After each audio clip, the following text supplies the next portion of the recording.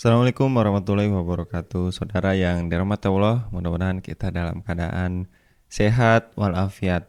Kita ketahui bersama sejumlah elemen masyarakat telah melakukan sederet demo untuk mengawal putusan Mahkamah Konstitusi soal ambang batas pencalonan di Pilkada serentak 2024. Aksi ini dilakukan usai Badan Legislasi atau Balik DPR tidak mengikuti putusan MK.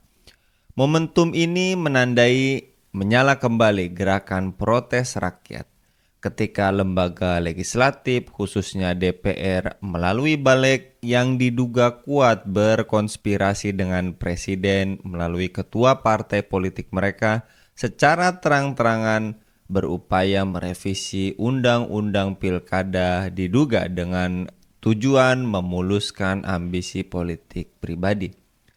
Sejumlah publik seolah merasa muak dengan manuver-manuver politik yang hanya mementingkan segelintir orang. DPR seharusnya menjadi garda terdepan dalam menjaga supremasi hukum dan keputusan MK yang jelas-jelas sah dan memihak kepada kepentingan rakyat. Bukannya justru menjadi alat untuk mengamankan kepentingan pribadi atau keluarga.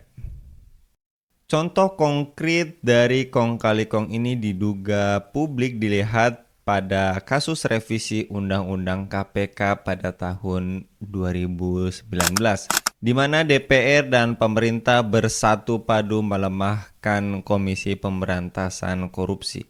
Revisi ini yang disahkan pada 17 September 2019 dipandang banyak kalangan sebagai upaya sistematis untuk mengurangi independensi KPK dalam memberantas korupsi di tingkat elit, termasuk yang melibatkan oknum partai politik dan lingkaran kekuasaan. Tokoh-tokoh yang terlibat dalam proses ini termasuk Ketua DPR saat itu, Puan Maharani, yang mendorong agar revisi ini segera disahkan serta dukungan penuh dari Presiden Jokowi yang akhirnya menandatangani undang-undang tersebut menjadi sah. Selain itu, pada tahun 2020 muncul kembali upaya sistematis untuk mengonsolidasi kekuasaan melalui perubahan undang-undang pemilu yang diajukan oleh sejumlah partai politik.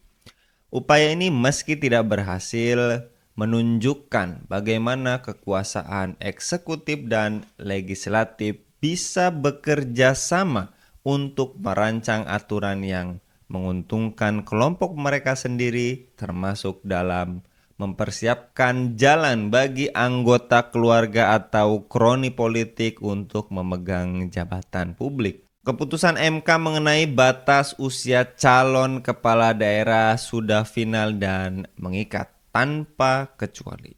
Jika DPR terus memaksakan revisi undang-undang pilkada, bukan hanya tindakan inkonstitusional, tetapi juga sebuah pengkhianatan terhadap amanat rakyat. Wakil Ketua MK Saldi Isra dengan tegas menyatakan bahwa jika penyelenggara tidak mematuhi pertimbangan hukum MK, maka kepala daerah yang tidak memenuhi syarat akan berpotensi dinyatakan tidak sah.